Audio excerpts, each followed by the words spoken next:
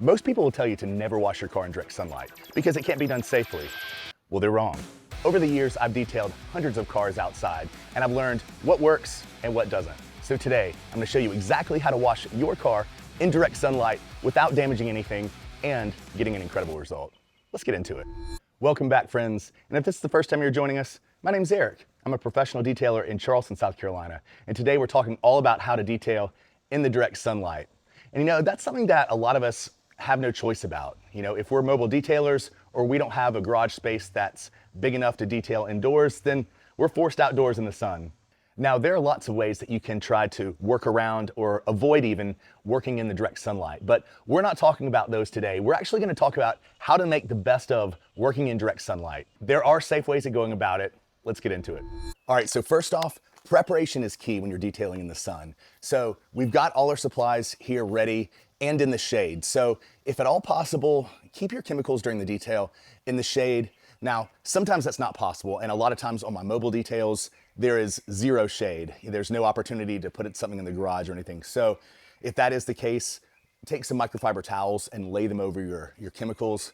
Just as long as the sun's not beating down directly on your chemicals, you should be okay. So go ahead and get your wheel and tire bucket, your wash bucket, your microfiber towels, that with your chemicals. If all that's together, it's gonna speed up your process, and speed is really key. It is a much more physical process when you're detailing in the sun, but you can basically separate it into a couple sprints or a couple small chunks where you really have to be focused and move quickly, and then you've got a little time between those sections. So another thing that I like having with me is an extra bucket for my microfiber towels after I've used them. That's another thing that's gonna speed you up and get you back to detailing quicker if you have a good safe place to store your microfiber towels to take home and then go ahead and launder. All right, so in our wheel and tire bucket and in our wash bucket today, we're gonna be using Geon Bathe. This is their pH neutral car shampoo. Definitely one of my favorites, super slick. The suds hold up really, really well. Now, sometimes if my wheels and tires are particularly dirty, I'll add an APC into my wheel and tire bucket. But this is my daily driver. This is a vehicle that I maintain pretty often. I like that Geon Bathe isn't so thick. Some of the car shampoos I've been testing recently are so thick that they're hard to measure out and put into a wash bucket. So, something to think about when you're picking your car shampoos. All right, y'all, so you also wanna get your pressure washer and your hose ready.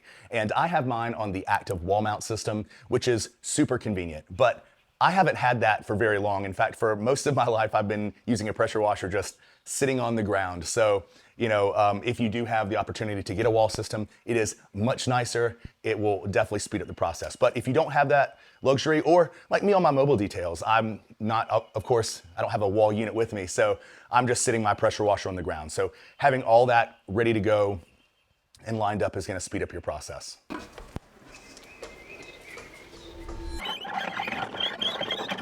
All right, y'all, so first up, we're starting with what's always my favorite part of the detail, the wheels and tires.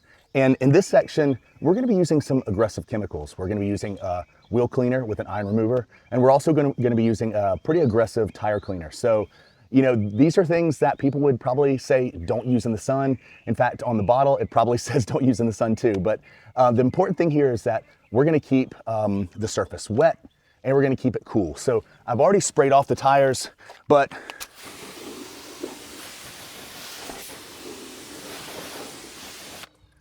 you really can't be too generous with it. I like to do it ahead of time just because the vehicle's been sitting outside. So if yours has, go ahead and do that ahead of time and start trying to cool the panels down, cool the wheels and tires down, because all these chemicals are gonna respond better and be more gentle on your vehicle if you do. All right, so we're gonna start off with our wheel cleaner. And today we're using Armor Detail Supplies wheel cleaner.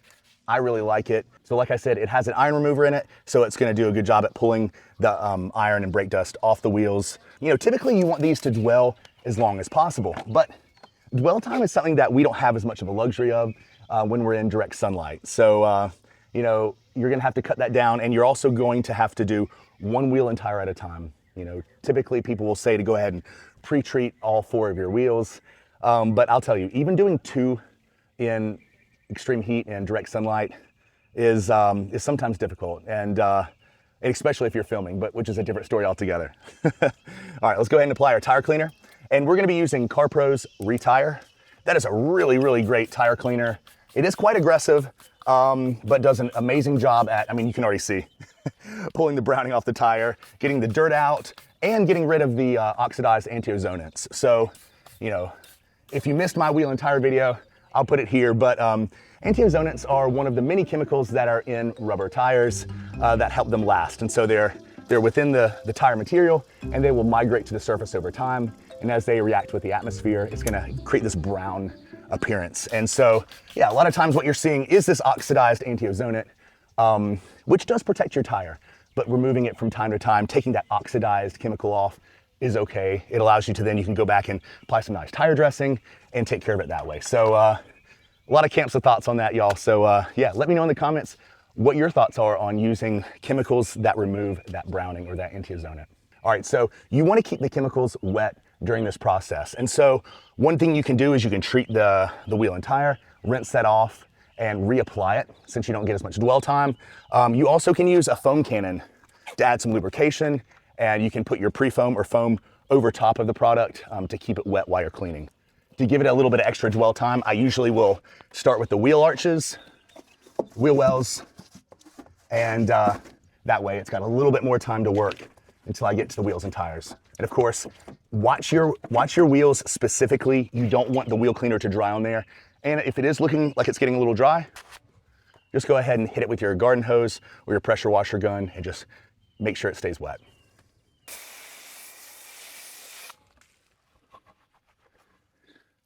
So we've been a little lucky today.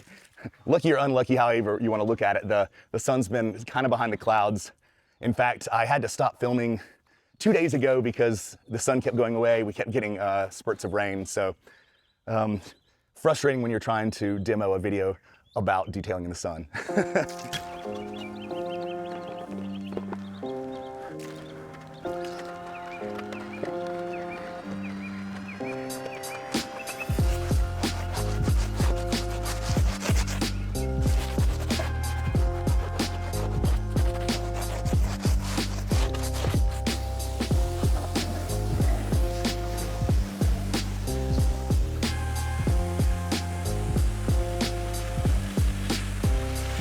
So one thing to remember as you're using any chemical in the vehicle, especially your wheel and tire chemicals, make sure that you're rinsing all of the chemical off very, very thoroughly.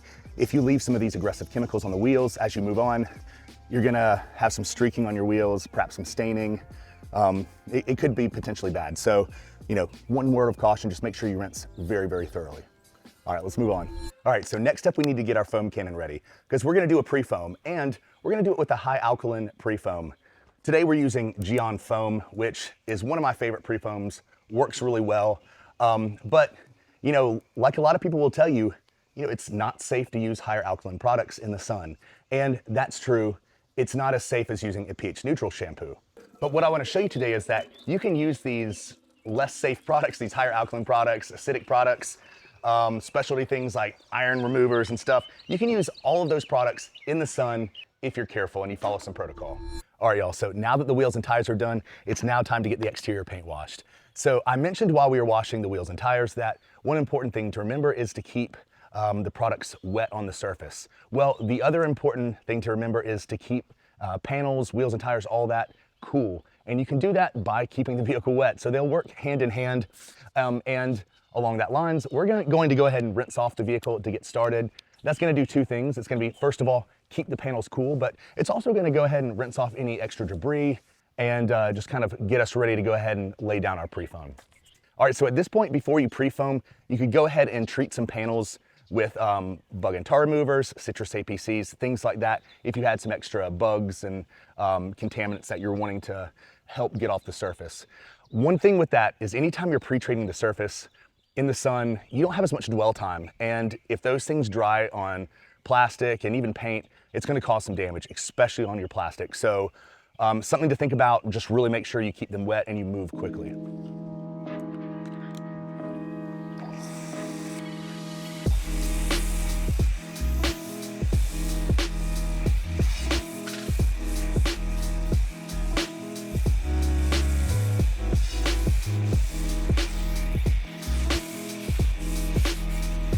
All right, y'all, so we've applied the Prefoam to the entire vehicle. And after we make it around, put the lance on and come back around, it's already time to get it rinsed off. So you don't want this higher alkaline product to dry on the vehicle. You just don't get as much dwell time, and that's something that you have to sacrifice when you're washing your car in the sun.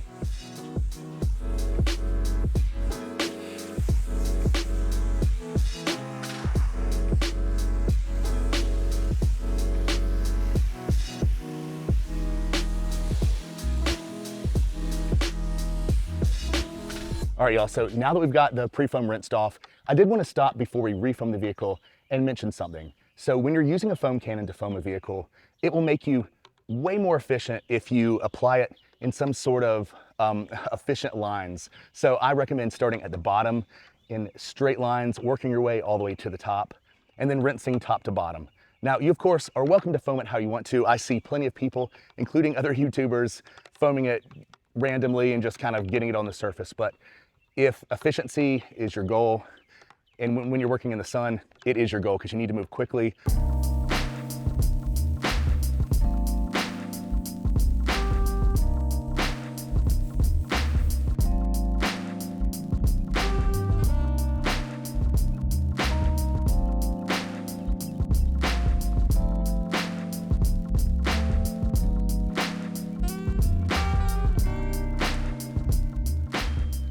So I'm using a bucket dolly. That's also another thing to kind of speed you up as you're getting around the vehicle.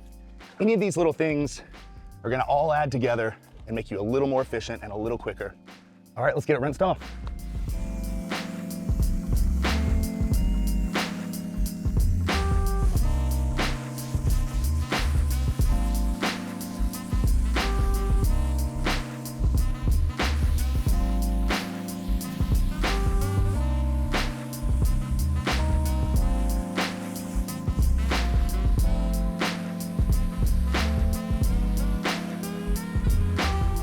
All right, y'all, now we have the vehicle washed and rinsed off. And so I mentioned earlier that you have to move very quickly when you're detailing in the sun. But instead of it being more like a marathon, it's almost like a group of small sprints. And so, you know, when there's product on the vehicle, you need to move quickly. You need to keep the vehicle wet and cool. But between sections, like after the wheels and tires, after you wash the exterior, you have some time where you can take a break. So that's exactly what I'm doing right now. I'm taking a break. You know, detailing in the sun is exhausting. I'm sweating a lot. And you know, make sure you're staying hydrated and that you're taking breaks out of the sun if possible. If you can, going into a garage, a cool space, and just rest between sections. But the vehicle's wet, so what if the water dries on the paint?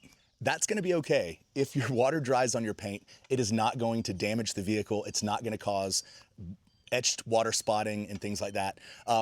It will make water spots, and then you can simply re-wet the vehicle and they'll come right off. Now, your damage from your water spots and your etching comes from the water staying on the vehicle for extended periods of time and the sun baking it in. But if it's only, you know, drying and then you're re-wetting it just a couple minutes later, it's gonna be okay. Now, if you have a DI system and spotless water, then you're not gonna have that issue. You don't even have to worry about drying the vehicle. And of course, you can kind of avoid that problem altogether. But I personally work without a spotless system. I do not use a DI system when I do my mobile details or even when I'm detailing here at the house. And I've done it for years and years and I've been okay. So you don't have to have one of those systems. It is something that if you have the money, I hear it makes it a lot easier. But of course, then you have to worry about changing the resin and all that stuff, and it becomes another set of upkeep and maintenance. So there may come a time where I invest in a spotless system, but right now, I have no problem detailing in the sun and just kind of working around those issues. So, you know, like I said right now, the water's drying on the vehicle, that's okay. We can just re-wet it. All right, y'all, so now it's time to apply some protection to the vehicle. And this can be a little bit tricky because some of these products are really not easy to apply in the sun. In fact, one method that a lot of people use is a silica spray sealant like Geon Wet Coat or Koshimi's new product, Wet Gloss. And both of these products do a great job at adding some slickness, gloss, and some extra hydrophobics very, very quickly. You apply them to wet paint and then you rinse off. But silica spray sealants specifically really are very finicky in the sun. And if you're not careful, can have the tendency to leave some spotting, especially on your glass. So, you know, that can be fixed on the back end with a detailer and stuff, but it's just gonna add some extra steps. So that's why I like using this method. And that's using either Koshimi's SO03 or their protector wax. Now, both of these products can be applied with a foam cannon to your vehicle. So that's why these work so well when we're adding protection in the sun. It's adding a lot of water to the equation, it's keeping it very wet, and still allowing us to add some protection. So SO03 is a ceramic-based product, so you're gonna get some slickness gloss and a ton of hydrophobics. That's decently durable. I would say maybe about 3 to 4 weeks. They claim much longer than that, but I have my reasoning on why I don't think that works, and we'll get into that on a different video. And their other product I really like is protector wax. Now this is carnauba based rather than ceramic based. And so it's not gonna be quite as durable, but you get a ton of rich, deep gloss to your paint. It's gonna make your paint look really, really good. And so I kind of am torn which one is my favorite. You get a little bit more durability, a little more hydrophobics with the SO3. This one just, I think, makes your paint look better. And having a black vehicle, I like using that. So I tend to alternate, but both work really well. Today we're gonna be using SO03 in our foam cannon. Let's get it applied.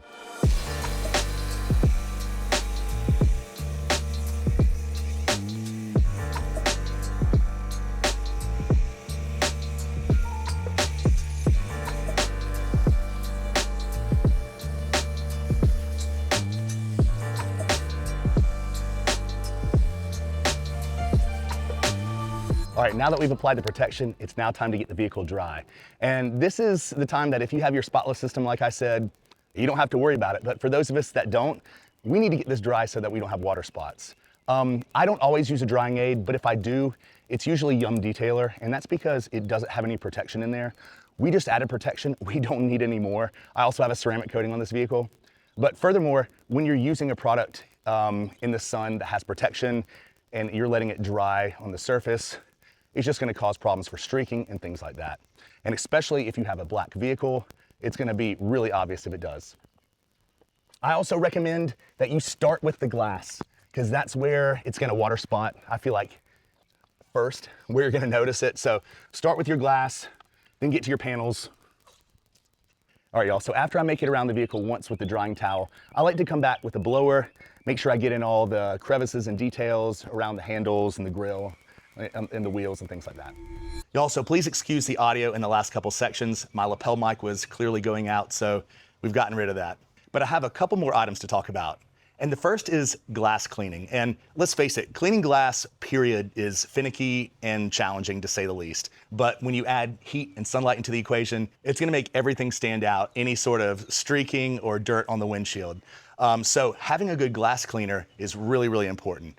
I like using Geon glass. That and Yum Cars glass are two of my favorites. They work really well at cutting through the grease and just getting a really nice end result. But sometimes there's still haze, and that's most likely off-gassing. Now, I talk about that completely in my glass cleaning video, and you can check it out here. And there's some processes and steps that are gonna get rid of that very easy. So another product I always bring to my details is a rinseless wash or a quick detailer. And so in this case, we're using Hero by Armor Detail Supply.